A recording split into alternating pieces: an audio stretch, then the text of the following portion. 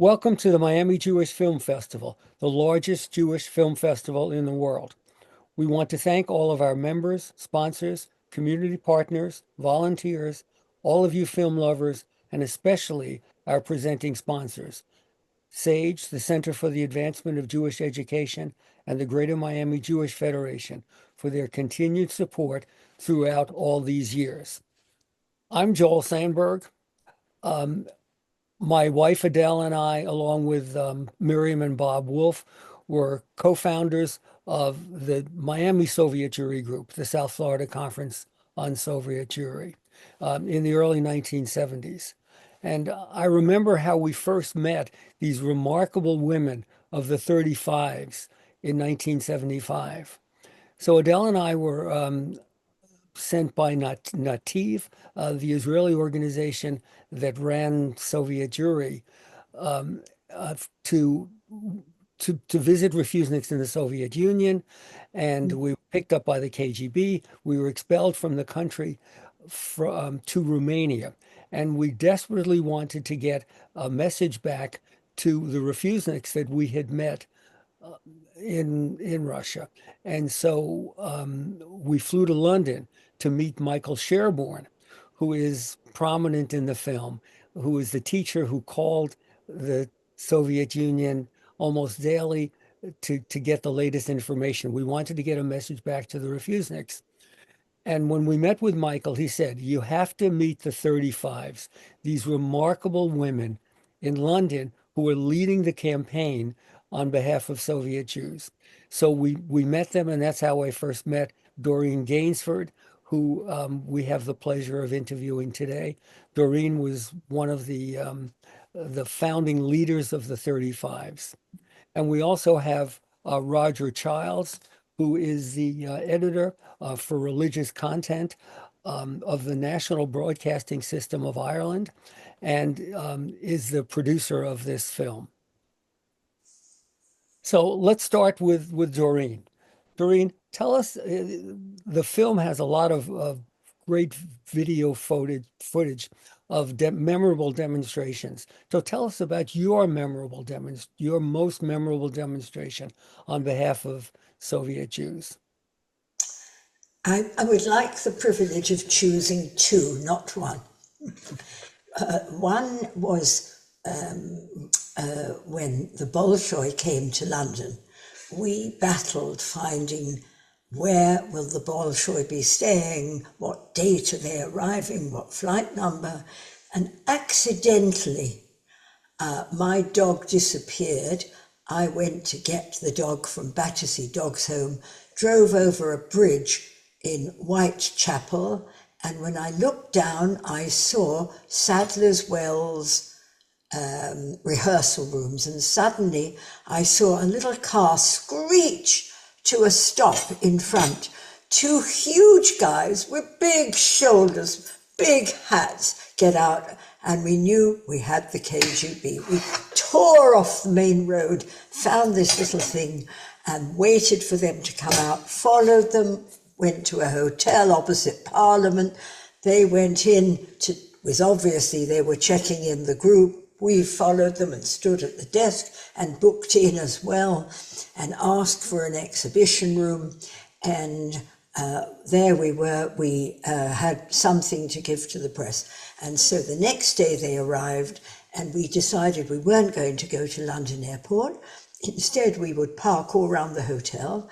And as they arrived, we would bombard them with banners. But we also did an exhibition, which was a prison in this exhibition room that we took, and then locked it at night. And it was all ready to invite people into a Soviet prison, and with food that was dried herring, etc. And so when the Bolshoi arrived, News at 1, and we were sitting around in our cars with a journalist in every car, and the News at 1 said, "The Bolshoi have arrived in London, but there are no demonstrators of the 35s here to greet them." And it was an amazing, this was the first item on the news, BBC News. They arrived at the hotel. We jumped out of our cars. We had silk banners inside our sweaters, pulled out the banners, surrounded them.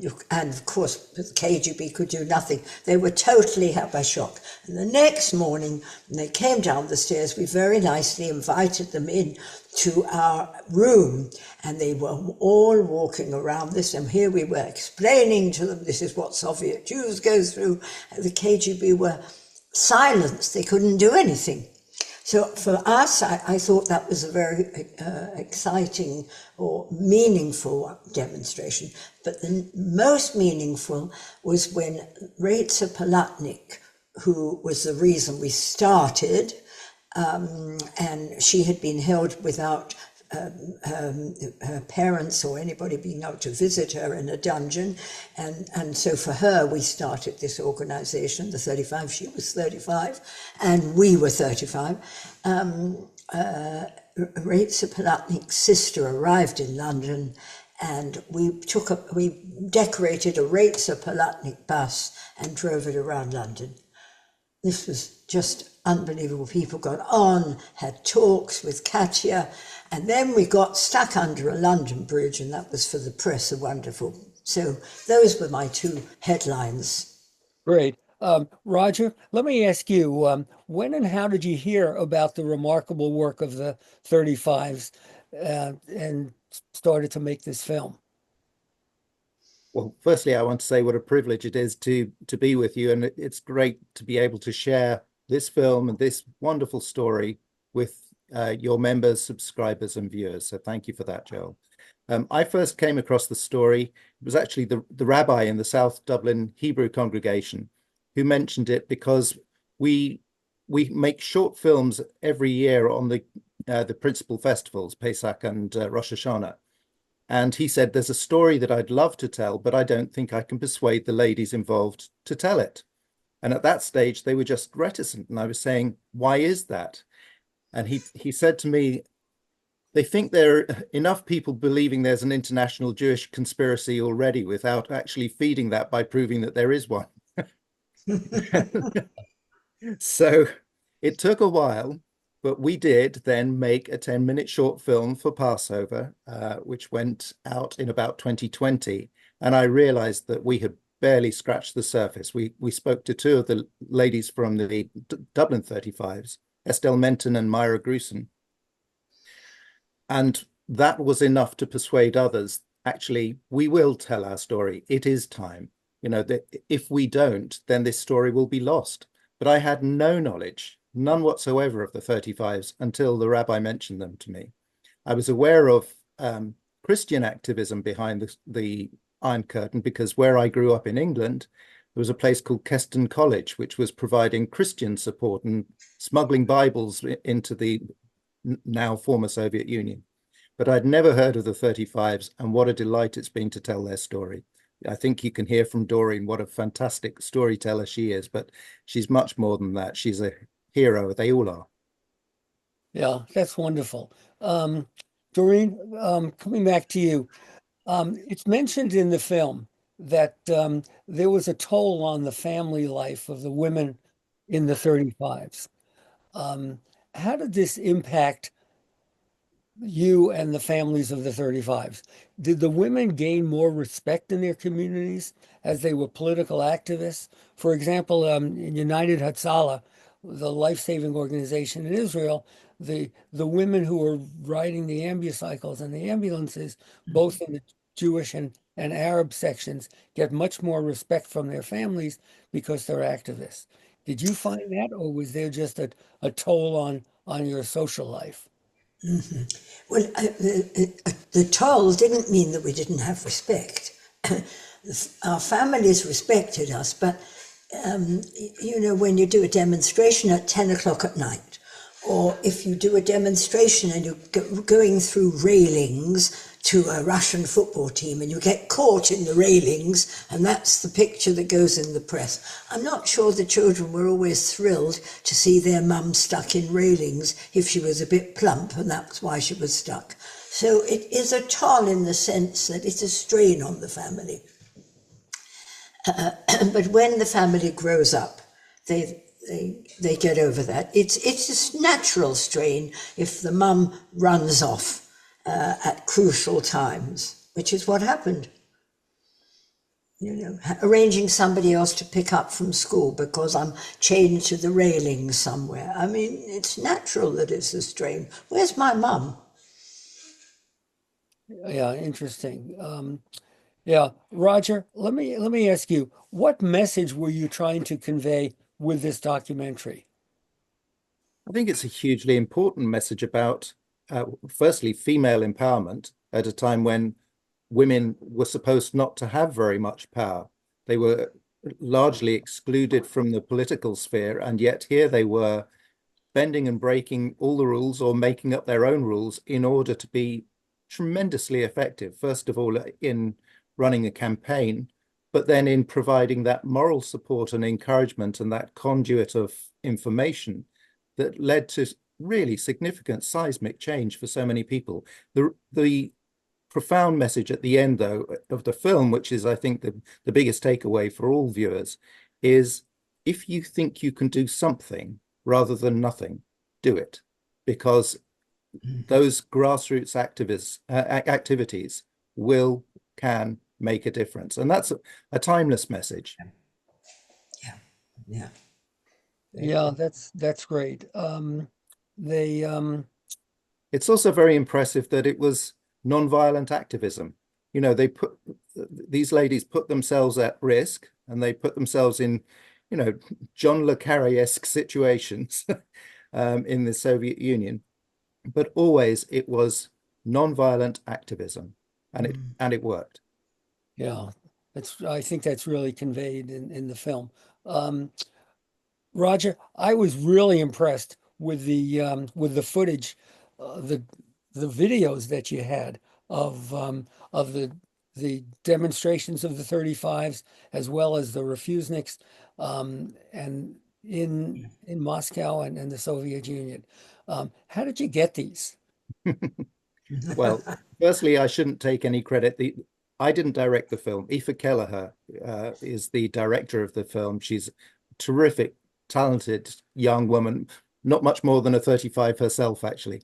And it was a privilege to work with her. She had a team of researchers, Anne-Marie Staunton, Aranya Mulvihill, Gareth Williams, and Kieran Hickey, and they trawled and trawled, not helped by the fact that at the time there were there still are two conflicts ongoing, which made it very hard to access libraries of archive in the former Soviet Union and indeed in the Near East. But they dug deep. They also tapped into connections. Natan Sharansky helped us. A wonderful American-Israeli filmmaker called Laura Bialis helped us because she said, I've got a lot of this material from when my own film Refuseniks was made. I've got it in a lockup in Santa Barbara, and bless her cotton socks, she sent us a whole load of that material. And it's just gold. You see all this, the British Archive from Michael Sherborne, you mentioned earlier, actually making calls as he was recorded for a news and current affairs program called World in Action that used to feature on ITV in the UK. There was our own archive here in Ireland, but we just pieced it together and painstakingly. It took months and months to do it, and I'm delighted we were able to share that. Yeah, that's great. So both of us, Roger and I, mentioned Michael Sherborne. So Doreen, tell us a little more about the communications network. I mean, this was before internet, before cell phones, and tell us about how Michael Sherborne got information and how it was spread. Well, I say every day, imagine what a campaign we could have run if we had the phones of today. Michael Sherborne was an angel from heaven. He dropped into our office one day and said, I'm a Russian speaker. Can I help? Now, he was a school teacher, so he couldn't afford to make the telephone calls himself. And so we put a thing out to people saying, we've got a wonderful gift of a Russian speaker who's prepared to sit on the phone every day. Are you prepared to back it? And so we sold packages for people to sponsor him. And so there you go. Michael Sherburne could make his calls and be repaid for his, and had the confidence that he was going to be repaid. And he gave a double edge. He, on the one hand, spoke to people himself, and on the other hand, he was able to double check information that we acquired from other sources, and so that we would all be able to say we've got total confidence in the material that's going out from here. And that was a number one, that the press could never find a fault in our material. We were never exaggerating. Michael Sherborne kept it right onto the ground, real facts and real truth. He was amazing, an amazing gift. Yeah, so then Michael Sherborne would call the United States. He would call us or other activists around the country and spread Yeah. information. And we became personally friendly with him. He and his great wife came to our B'nai and mitzvah in the United Yeah. States. He was a Yes, that remarkable. gradually happened. He, of course, went wider and wider, of course. But the big thing about Michael was he knew how to keep things factual and take out all the drama out of it, so that we could put our hand on our heart, and you could put your hand on your heart and say, I know it. If it's come from him, it's good. Yeah. Doreen, one thing, how did you get the 35s? How did the 35s get celebrities like Laurence Olivier on board to help the cause? Because they're very hard to reach. Yeah, It's yeah, mentioned in the and film. yeah, you remember who who did the prisoner lunch, and Ingrid Bergman. It Yeah. was it was hard, but if you of course there are people who are never going to agree, but if you push the right buttons and the right people, then they've got hearts, and they come aboard. And Laurence Olivier had a heart. Ingrid Bergman had a heart, and we were just lucky in thing. You've got to work hard at it. It doesn't happen. It's hours of work till you get all the numbers, until you make contact, and until you then find the right thing for them to be involved in. So I think that's a Olivier key was thing, Doreen. You were brilliant at focusing on individual stories. So it wasn't this cloud of anonymous faces.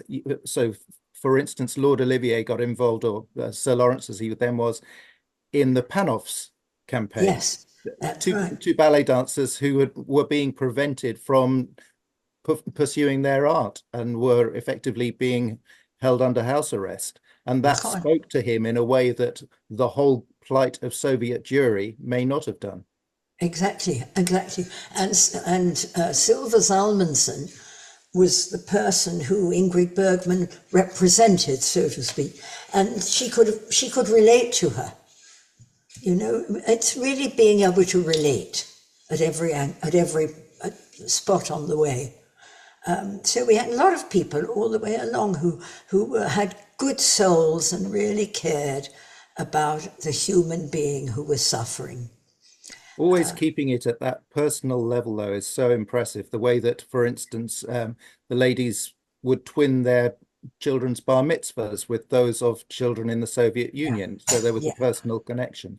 yeah. Always there were names on the placards at demonstrations, so it wasn't just about Soviet Jewry anonymously. It was about this individual, this individual, this individual who Yeah. is suffering at the moment.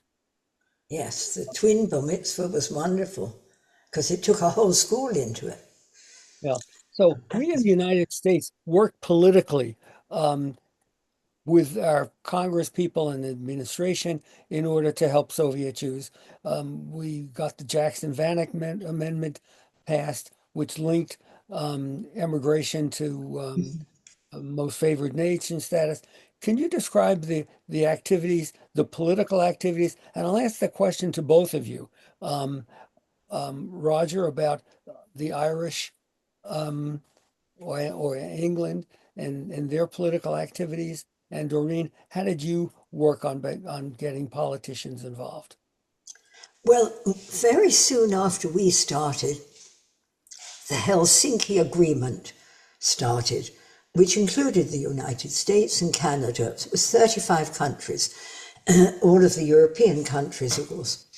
And I remember walking into the Foreign Office and saying, look, we want to work on this, but we want to work on the human rights basket. And I remember the Foreign Office saying, forget it, girls, just forget it. It's never going to take off. You're wasting your time.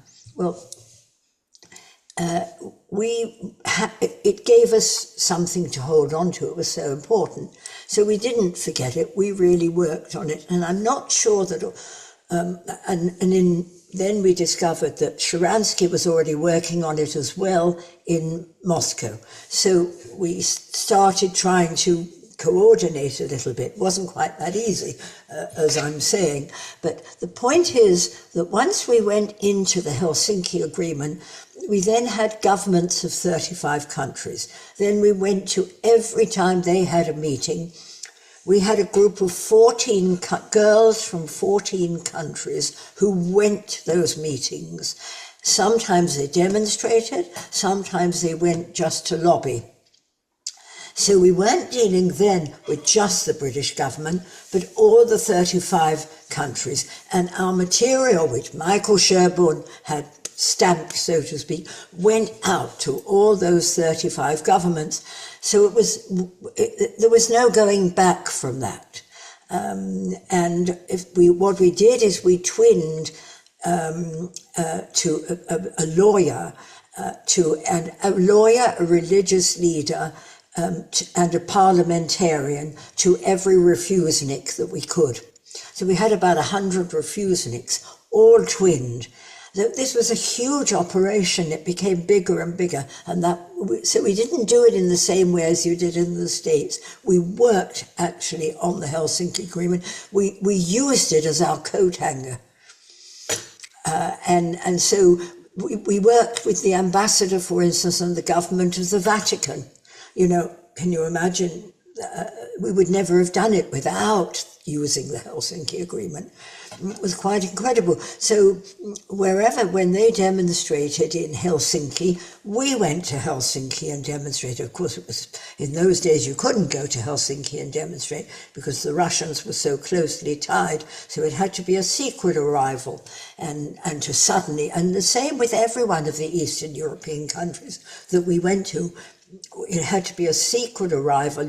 We all had to arrive separately, and everything was on silk banners inside our clothes. I mean, it's not so simple. You can't go with a load of banners.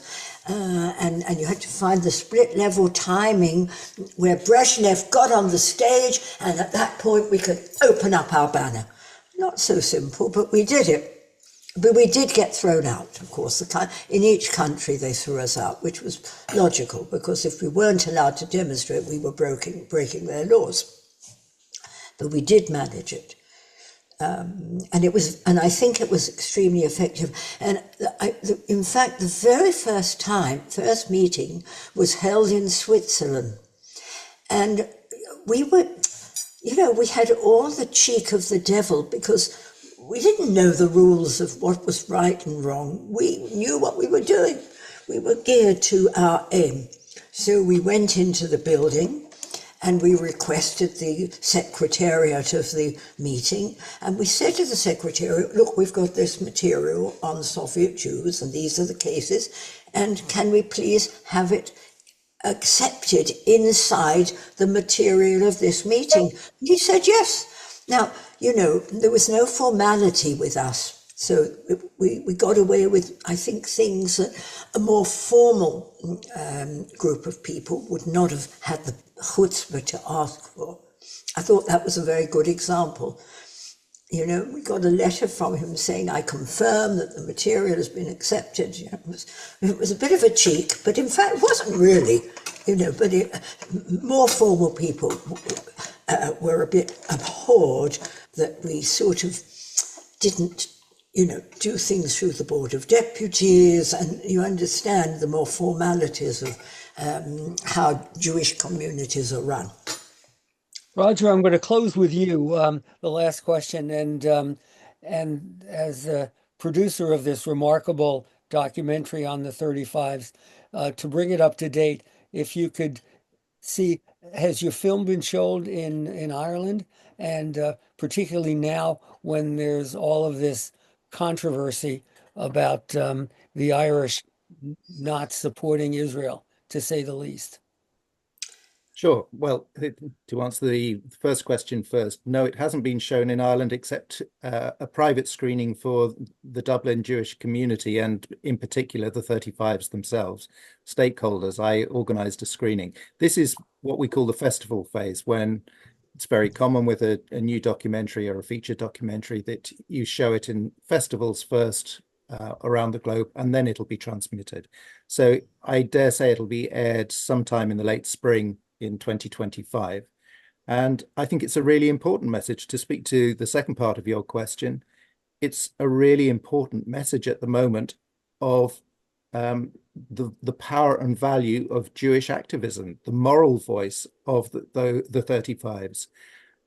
Yes, there is a difficulty at the moment in terms of relations between states, but I think that Ireland is not an anti-Semitic country. At least that's my perception of it. You ask your own contacts, but I agree. it's a very small Jewish community here, but I think they've always felt safe and encouraged and emboldened. And in fact, it was interesting, just in relation to your last question to Doreen, the Irish community invited Doreen to come and speak to the Parliament here, and that's something that never happened in the UK. Doreen came and spoke to the combined Houses of Parliament, the Oireachtas, and was listened When to was this? When was she invited?